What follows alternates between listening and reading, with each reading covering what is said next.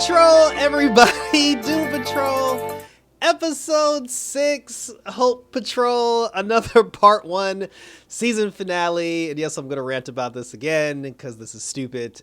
Part 1 season finales don't make any sense. We might as well just have gotten the whole season. Like, I think what really bothers me, honestly, what really bothers me about the part 1 season finale thing is, just call the damn thing a mid-season finale. Just be like, hey, it's the midway point of the season, it's the mid-season finale, and then we're going to take a break. Don't call it a part 1 season finale, because regardless if it's part 1 or if it's part 2, we're still in the same damn season. So, there is no part 1 finale. It's so ridiculous. If you really think about it, had Titans not taken their part 1 season finale, this would have been the second to last episode, and the season finale of Titans would have been next Thursday, and then Doom Patrol would have started the week after. But now I guess Titans is supposed to come back next Thursday, and then we'll continue to roll on. So yeah, so this ain't going away till May. So let's get right into it and talk about a little Doom Patrol in the part 1 season finale. So they skipped a whole bunch of stuff in this episode, from the previous episode, because in the last episode everybody was turning into babies. We skipped all that. Victor apparently, we saw Victor. He went back to his boy's house. He went all the way to Detroit. Victor, he was at a random high school party or whatever, and then he just randomly ended up in Detroit. I'm like, how did this boy get to Detroit? He apparently turned into a baby, and his best friend, who I don't know why he came back, had to take care of him. We didn't see any of that. Rita and Madame Rouge, they turned into babies and slept on a park bench. We didn't see any of that. Jane turned into a baby. We did see that, but we didn't see the aftermath. And Kid's brain apparently reverted back into infancy while he was driving, and he crashed in the ditch. We ain't see any of that. The episode starts with Jane waking up in the room and everything's perfectly fine, because like we saw in the last episode, Willoughby and the rest of the Knights of the Round magical table, they sucked out Jane's immortality, and then they reversed the aging spell. So now everybody got turned back into normal. Jane wakes up the next day, she sees Cliff in the garage fix it on the car, and then that's when she notices that she has gray hair. And then that's when Cliff was just like, yeah, you lost your you lost your immortality. And then Jane starts freaking out, and then she's like, well, we got to get it back. And then Cliff's like, ain't nobody got time for that, because he's at the point now where he's accepted the fact that he's gonna die, and before he dies he wants to do something and leave a mark for his grandson, and he's trying to rebuild that car that Madame Rouge found so he can build it up and give it to his grandson as a gift.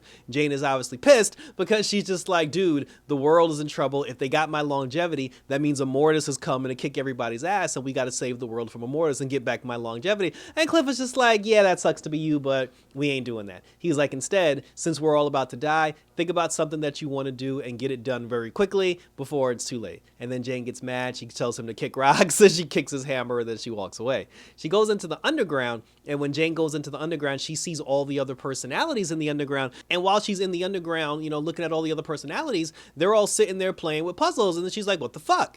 She's like, why is everybody playing with puzzles? And then they said that, well, Kay wants us to complete these puzzles. And then Jane was like, fuck these puzzles. The world is in trouble. We're all going to die. Why is nobody trying to, help? She's like, I'm turning gray over here. But then they're just like, no, they said this is what we're going to do. And then Jay was like, well, fuck what the Kay wants, know what the girl wants. She's like, I'm going to go out there. I'm going to go out with a bang, and kick her out, fuck you bitches. And then she leaves. So she ends up going to Shelly. She went back to the Sisterhood of Dada to get some of that Dada smoke.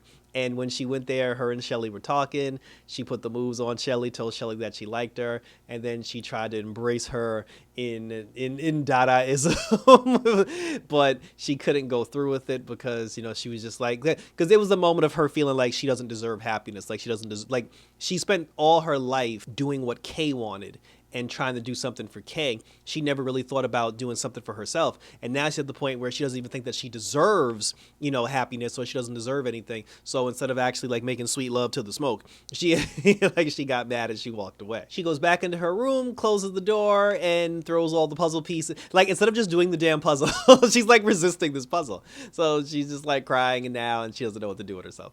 Cliff, he ends up getting guilt from his imaginary hand. The glove on on his hand that he drew a face on ended up coming to light, and then started telling Cliff, he was just like, you're being a douchebag and you're being an asshole. And then Cliff was just like, oh, I'm trying to do what's right for my grandson. And then the magic hand was just like, oh, if you wanted to do right by your grandson, you'd be on a bus down to Florida right now, but instead you're bullshitting here, wasting time trying to fix this car. And then Cliff was just like, this is what I gotta do, because like he's another one where it's like, I don't deserve happiness, I'm not a good person, I'm a horrible person. And then that's when the hand, talk to the hand, that's when the hand takes him back upstairs to the kitchen and has him open the freezer that the zombie butt was in. And then he said that you had an opportunity to kill this thing and you chose not to kill it. Instead, you chose to keep it in the refrigerator and keep it like ice cold and keep it on ice. And then he said that's not something that a bad person would do. He said that you spared this creature's life. And then that's when Cliff was just like, yeah, but looking back now, that probably isn't a good idea because of the prophecy of a whole zombie butt apocalypse. So now he's like teetering back and forth and he's standing in the kitchen. Victor and his boy ended up driving him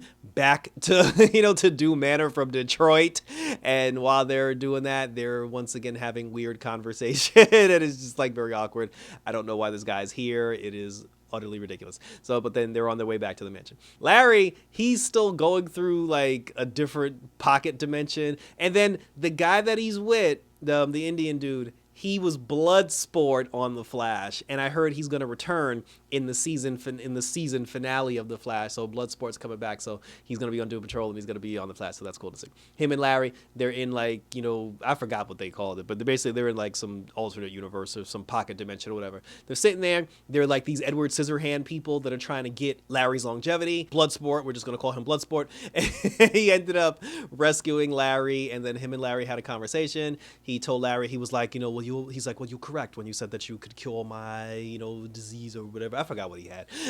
He said he's going to cure something. And then Larry was just like, yes. He was like, put your faith in me. He's like, I put my faith in you, Larry Trainer. And then he was just like, let's open a portal and get the F up out of here. So they open a portal. And then when they open the portal, it puts them back in the kitchen of Doom Manor. Now, when they're in the kitchen of Doom Manor, that's when Cliff sees them, because Cliff is also in the kitchen because he's looking at the frozen zombie butt. But then Keeg starts wigging out, and then Keeg takes Larry and throws him back into the portal. And then, Bloodsport goes back into the portal, and then that's when Cliff is just like, yo, what the fuck? And then at that moment, that's when Victor and his boy, they come into the mansion, and they see the portal, and then Victor told his boy, he was like, yo, if Larry's in trouble, I gotta help him. So he told his boy, he was like, yo, go home. He said, I'll Venmo you the gas money. He's like, but I gotta go save Larry. Victor jumps into the portal, his boy jumps into the portal after him, and then Cliff is just standing there looking stupid, and then after that, that's when the portal closes, and now everybody's trapped in there except for, except for Cliff.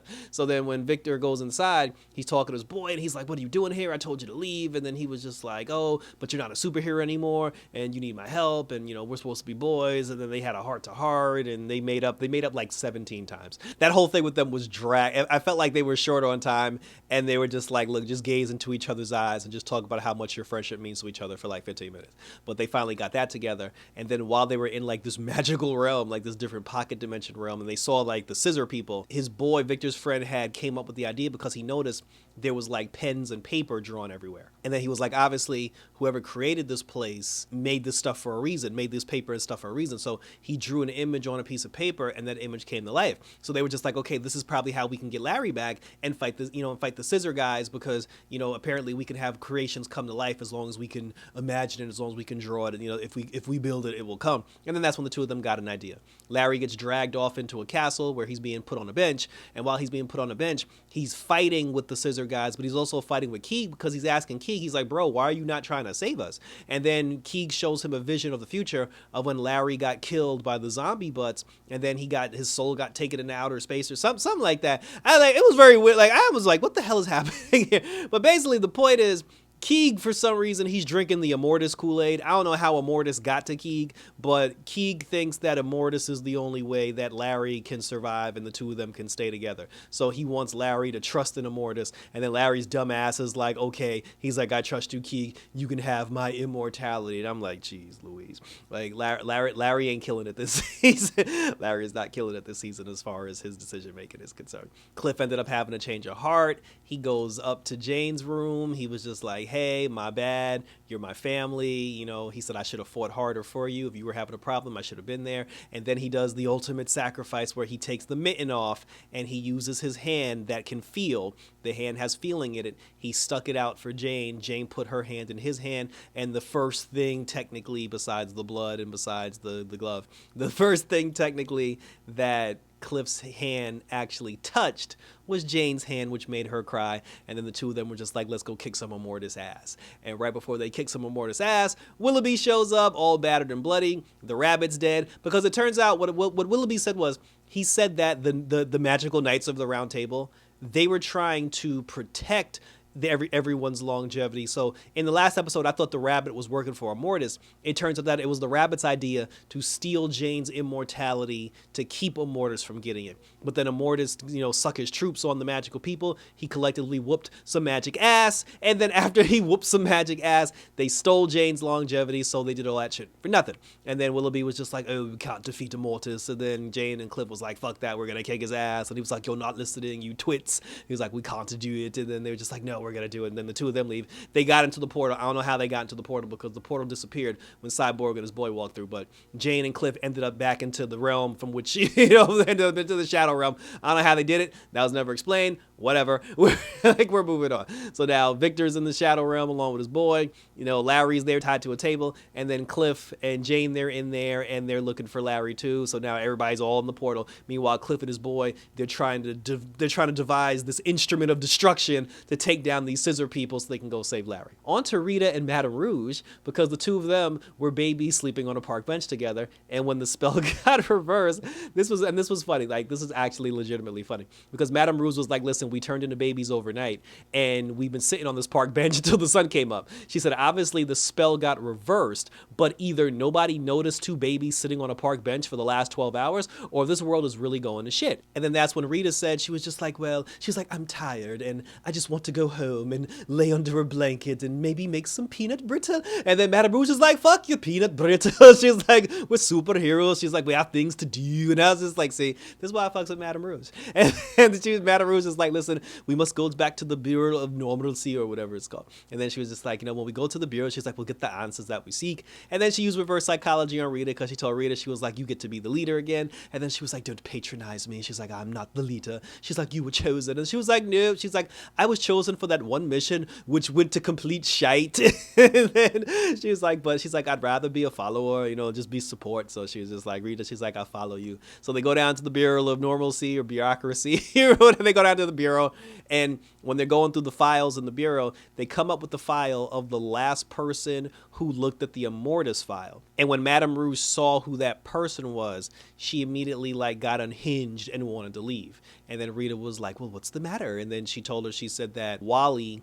which was the guy, the nerd kid back in the 50s that, he came into the Bureau of Normalcy, and he was supposed to, he could have did something with computers or some shit, but then, Madame Rouge was like, weapon, and then she stamped him as a weapon. He was the same guy who later, when Rita's boyfriend died, when Malcolm died, he was the reason why Malcolm died, because he was a soldier. Wally was a soldier at that point, and he was one of the soldiers that helped take down the Sisterhood of Dada. So he's been stuck in a cell for God knows how long, plotting his revenge. And when Rita and Madame Rouge finally found him, he was in a prison inside of a prison, and Madame Rouge was trying to break him out of the second prison, and they were in the first prison, and he had drawings all over the prison of Immortus and different events and different people, this, that, and the third. Then when Madame Rouge let him out of the prison, and then because Madame Rouge was like, oh, we want to help you, we want to save you, he came out of the second prison, he was just like, it's too late. And for some reason, I feel like I missed something.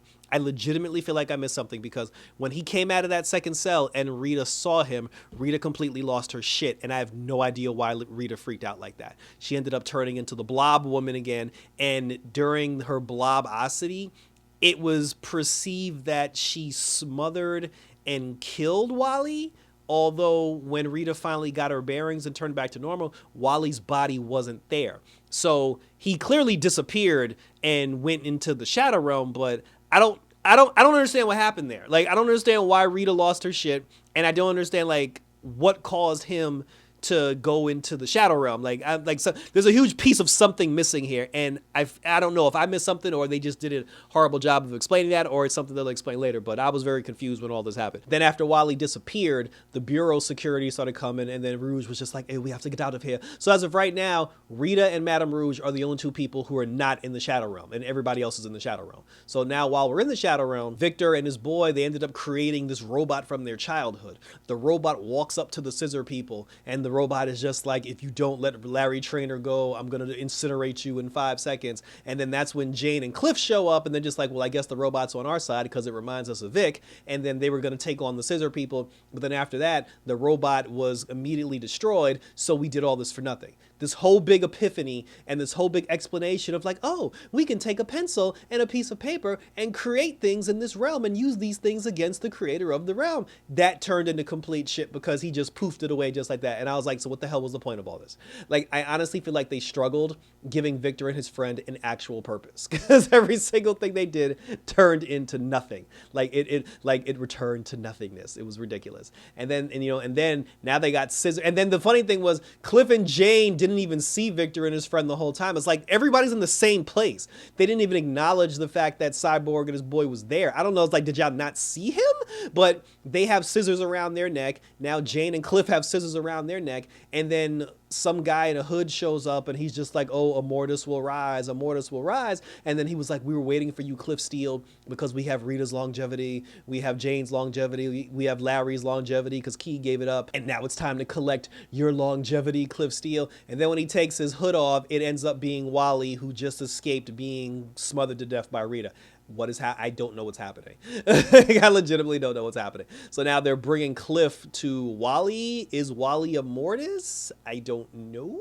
If he's immortal, what are his powers? Like, what are we doing here? But then when they were bringing Cliff to Wally, so I guess Wally can extract his immortality, that's when Cliff's hand, his hamburger helper hand, came back, and then he was just like, Cliff, he said, before you went into the portal, did you remember to close the freezer door? And then Cliff was like, oh, fuck. And then it cut to a scene where the zombie butt that Cliff had in the freezer ended up getting out of the freezer, it thawed out, and now it's running wild all over the mansion, and the zombie butt apocalypse is now upon us. I don't know what happened. Why did no one else on the Doom Patrol know that Cliff had this butt in the freezer? Why? And if they did know, why were we okay with it? Does no one look in the freezer besides Cliff Steele? I don't know what's happening. like it's not. I'm not complaining. I'm just legitimately confused. But because it's the Doom Patrol, I feel like they're doing this on purpose. So we'll see what happens when we come back to part 2 of the Doom Patrol in like the middle of February, because we're getting 7 episodes of Titans to conclude Titans, and we're basically, this is the second week of January. So three episodes of Titans in January. That's 3. The next 3 will be the first 3 weeks of February, and then the 7th and 5th. So Titans is going to end at the end of February, and Doom Patrol is going to come back the first week of March. So we're going to find out what happens then when all this foolishness concludes itself. And thank you for tuning in. So yeah, I don't know what's happening, but I'm here for the journey. I'm just like, what are we doing? Like, I need answers. But share your questions, comments, and or concerns down below, and we will continue to talk about it. Check me out on Twitter and or Instagram, always on YouTube. Please leave your comments about what the hell is happening, because I need explanations. But Titans is coming back, ladies and gentlemen. I'm about to live stream. Well, by the time y'all see this, the live stream will be over.